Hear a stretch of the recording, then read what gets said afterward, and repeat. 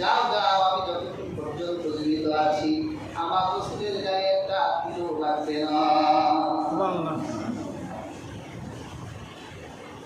এই ছিল আবু বকর চরিত্র মহত্ব। তিনি এত মহান ছিলেন যা বর্ণনা করার ভাষা পৃথিবী এত সৎ ছিলেন তিনি, এত সৎ ছিলেন তিনি। তার ভিতরে এত আদালত আর ইনসাফ ছিল। হাদিসের কিতাবে, ইতিহাসের কিতাব খুঁজলে আপনি ভুরি ভুরি ফজিলত তার পাবেন। তিনি যখন খেলাফতের মসনদে বসেছিলেন, তার আদালত দেখেন যে কতটা ইনসাফ করতে। শীতের সিজনে আমরা একটা পিঠা খাই না, শীতের সিজনে পিঠা খাই। হযরত আবু বকর রাদিয়াল্লাহু তাআলা আনহু তিনি তার জন্য একটা ভাতা তৈরি করা হয়েছিল। তিনি যখন খলিফা হলেন, পরদিন সকালবেলা তিনি পণ্য নিয়ে মদিনার বাজারে তিনি বের হয়েছেন, গিয়ে বিক্রি করবেন। আপনি হচ্ছেন আমাদের খলিফা, আমাদের শাসক, আপনি আমাদের দেখাশোনা করবেন। এখন আপনি যদি আমাদের দেখাশোনা বাদ দিয়ে ব্যবসা করতে যান তাহলে তো হয় না।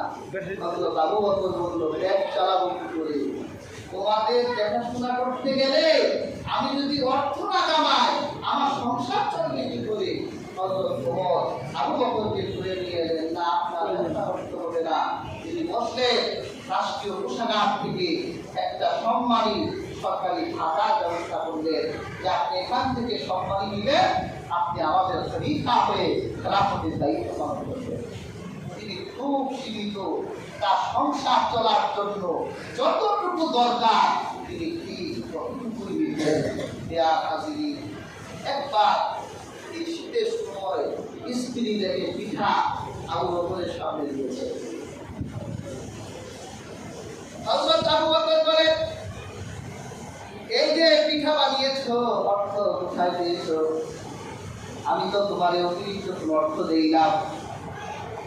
আর আমাদের সামনে যদি পিঠা দিত জিজ্ঞাসা করা লাগতো নাকি আগে খাই, আগে খেয়ে ঘুরি গুজর করি। তারপর আবু বকর বলল, আমি তোমাকে অতিরিক্ত পয়সা দেইনি, তুমি কিভাবে এটা জোগাড় করলে? তখন তার স্ত্রী বলেছিল, আপনি সরকারি কোষাগার থেকে যে ভাতা পান, আমি ওখান থেকে কিছু দিরহাম আলাদা করে রেখে জমিয়ে জমিয়ে আমি সন্তানদের জন্য আপনার জন্য পিঠার ব্যবস্থা করেছি। তখন আবু বকর রাদিয়াল্লাহু তাআলা আনহু তিনি কত দিরহাম প্রত্যেক মাস থেকে সঞ্চয় করেছিলেন, এর পরের মাস থেকে তিনি কতটুকু কম নিলেন যে এতটুকু না নিলেও আমার সংসার চলবে। সুবহানাল্লাহ। আর আমরা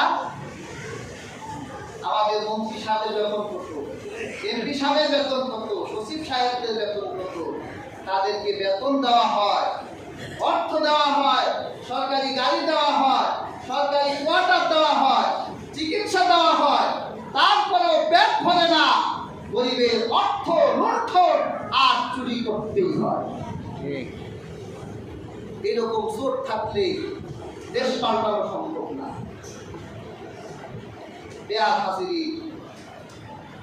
তাদের কত দরকার, একটা সচিব হতে হলে, একটা সরকারি পদে যেতে হলে তাকে অনেক পরিশ্রম করতে হয়, পড়াশোনা করতে হয়, বিসিএস দিতে হয়, জীবনের একটা বড় সময় পার করে সে একটা সম্মানী ভাতা পাওয়ার যোগ্য ব্যক্তি।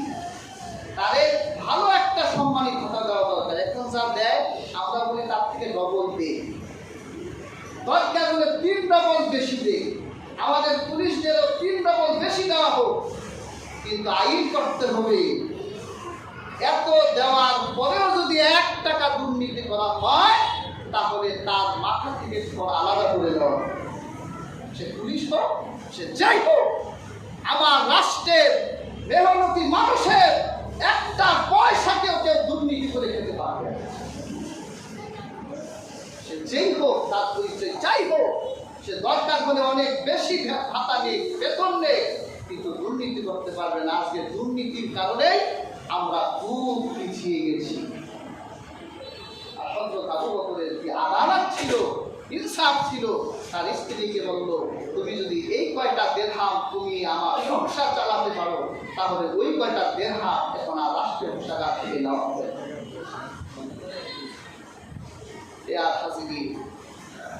তিনি ইন্তেকালের সময় রাষ্ট্রের পক্ষ থেকে 2 বছরে যেই কয় টাকা ভাতা নিয়েছিলেন, ইন্তেকালের আগে আবার ওই কয় টাকা রাষ্ট্রীয় কোষাগারে তিনি জমা দিয়ে মারা গেছেন। এইরকম ব্যক্তি তিনি অবশ্যই সমস্ত নবীর পর এই উম্মতের মাঝে সবচেয়ে বেশি মর্যাদা রাখে। এই জন্য পেয়ার হাজিরিন, আহলে সুন্নাহ ওয়াল জামাতে ইজমা হলো আল্লাহর হাবিবের সাহাবীদের মধ্যে সবচেয়ে বেশি মর্যাদা কার? হযরত আবু বকর রাদিয়াল্লাহু তাআলা। তাহলে আবু বকর রাদিয়াল্লাহু তাআলা তুমি গালি দেওয়া যাবে? অনেকে গালি দেয়। এরপর হযরত ওমর রাদিয়াল্লাহু তাআলা তিনি হচ্ছে মর্যাদা দিক থেকে আবু বকরের পর। পেয়ার হাজিরিন, হযরত ওমর ছিলেন আল্লাহর হাবিবের মুহাদ্দিস। আমরা মুহাদ্দিস বলি না? আল্লাহর হাবিবের মুহাদ্দিস ছিলেন। মুহাদ্দিস কাকে বলে? যার কথার অনুকূলে ওহী নাযিল হয়। সুবহানাল্লাহ। হযরত ওমর আল্লাহর হাবিবকে বলেছেন, ইয়া রাসূলুল্লাহ, যদি এইরকম হতো, আল্লাহ ওমরের ওই কথা সমর্থনে কোরআনের আয়াত নাযিল করেছে, ওই রকম আল্লাহ আয়াত নাযিল করেছে। এইরকম কোরআনে আল্লাহ 22টি আয়াত হযরত ওমরের পক্ষে নাযিল করেছেন। তাহলে হযরত ওমর আল্লাহর হাবিবের মুহাদ্দিস ছিলেন। পেয়ার হাজিরিন, ওমরের মর্যাদা এত বেশি আল্লাহর হাবিব করেছেন। আল্লাহর হাবিব বলেন, আমার পর যদি কেউ নবী হতো তাহলে সে ওমর হতো।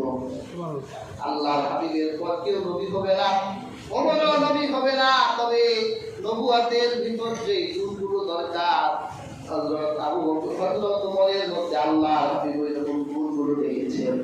সেই জন্য আল্লাহর হাবিব হযরত ওমরের সম্মান বাড়াবার জন্য বলেছেন, আমার পরে কেউ নবী হলে সে ওমর হতো। আল্লাহর হাবিব হযরত ওমরের মর্যাদা এত করেছেন, আল্লাহর হাবিব বলেছেন, শয়তান ওমরকে ভয় পায়। হযরত ওমর যে রাস্তা দিয়ে হাঁটে, শয়তান রাস্তা পরিবর্তন করে অন্যদিকে চলে যায়। শয়তান ওই রাস্তা ধরে না। হযরত ওমরের একটি উপাধি হচ্ছে তিনি ফারুক, তিনি সত্যবিদ্যা পাঠ্যকারী। ইসলাম প্রকাশ্যে ঘোষণা দেওয়ার পিছনে হযরত ওমর রাদিয়াল্লাহু তাআলা আনহুর অবদান ছিল। পেয়ার হাজিরিন, ইমাম বুখারী হাদিস বুখারীতে হযরত ওমরের আল্লাহর হাবিব থেকে আল্লাহর হাবিব হযরত ওমরের মর্যাদা বাড়াতে গিয়ে রাসূলুল্লাহ হাদিসে নববীতে বলেছে যে, আমি একবার স্বপ্নে দেখলাম আমাকে দুধ খেতে দেওয়া হয়েছে, আমি সেখান থেকে দুধ খেলাম আর বাকি দুধগুলো হযরত ওমরকে খাইয়ে দিলাম। এর অর্থ হলো আমি হযরত ওমরকে আমি আমার বাকি এলেমগুলো হযরত ওমরের জন্য রেখে দিলাম।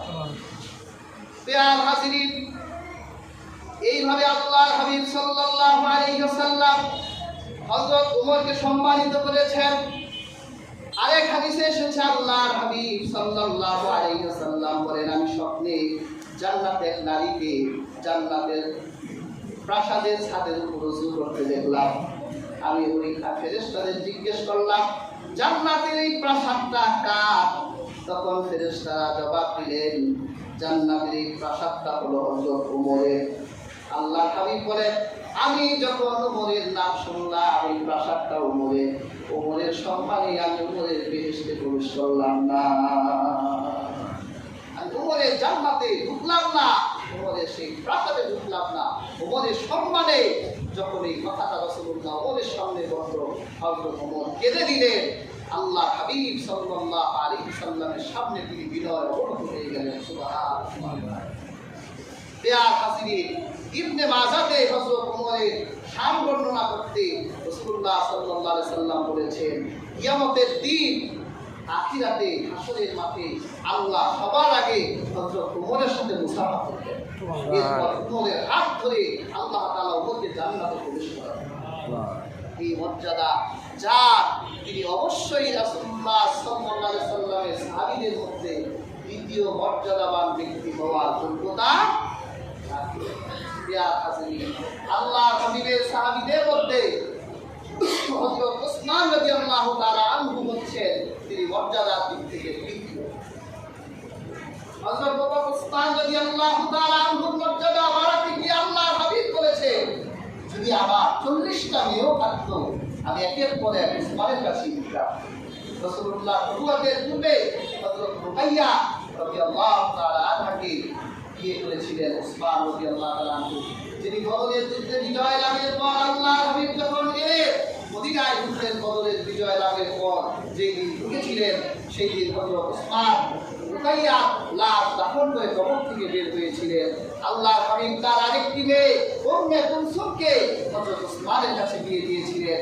আল্লাহর হাবিব হাদিস নববীতে হযরত উসমানের ব্যাপারে বলেছেন, উসমানের অভ্যাস আমার অভ্যাসের মতো, অভ্যাসের দিক থেকে হযরত উসমান আমার মতো। সুবহানাল্লাহ।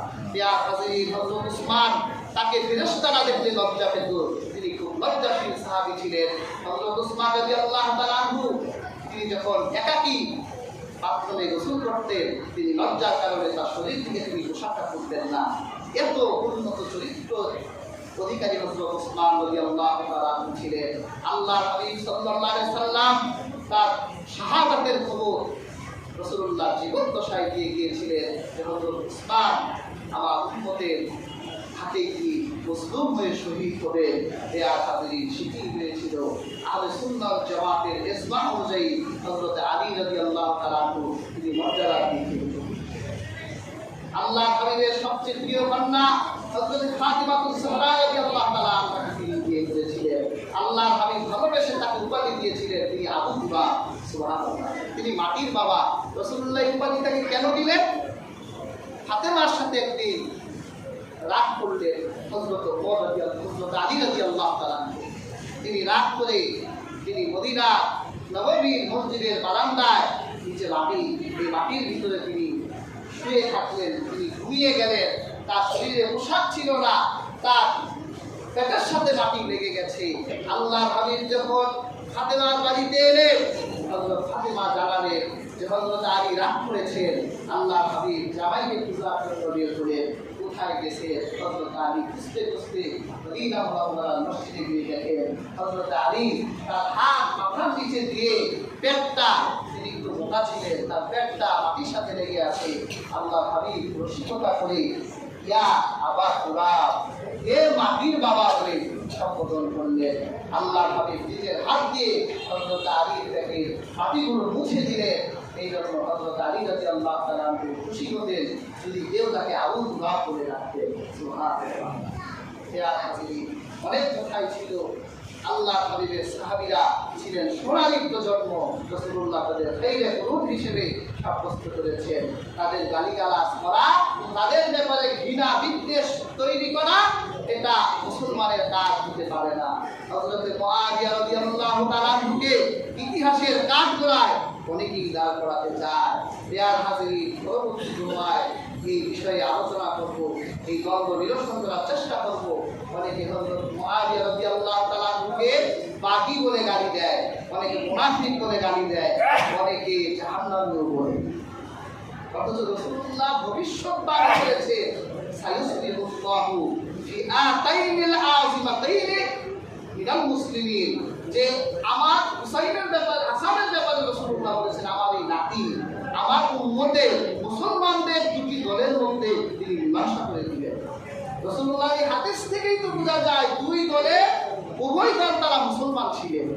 কাজেই সাহাবীদের গালিগালাজ ফাসিকরা ছাড়া অন্য কেউ করতে পারে না। আল্লাহ তাআলা আমাদের প্রত্যেকের হৃদয়ে সাহাবীদের ভালোবাসা মহব্বত তৈরি করুন। ওয়া আলাইহিম